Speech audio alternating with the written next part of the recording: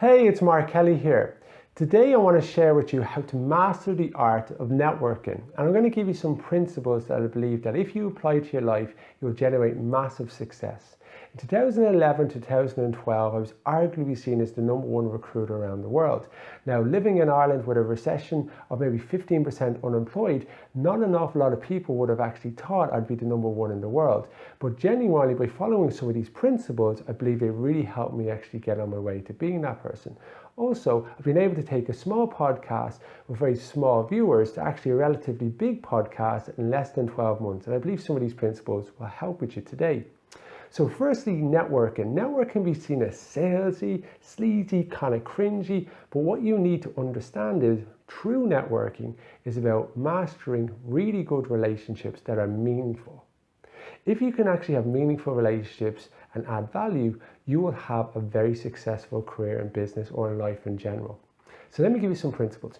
Number one, you need to lead with generosity, add value, and serve your network first. It's not about handing out business cards, hoping someone's going to buy off you, sell, 60-second pitch. It's not.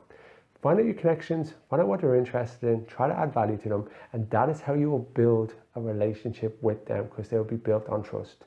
Number two, over-deliver with your follow-up.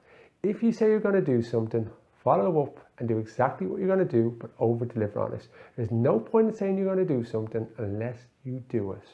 Number three, have a diverse network.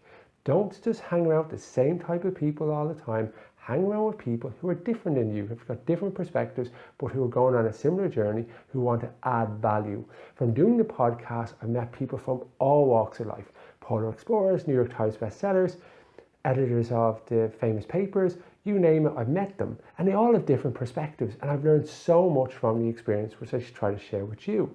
From my perspective, it's completely diverse. So look at the people you hang around with, because you're the average of those 5 people. Last point I'd say to you is this: ask questions. If you get to meet anybody, ask them, how is their day? What drives them? What gives them energy? How is they getting on the company that they're working on? What are their goals for the future? How can you add value to them?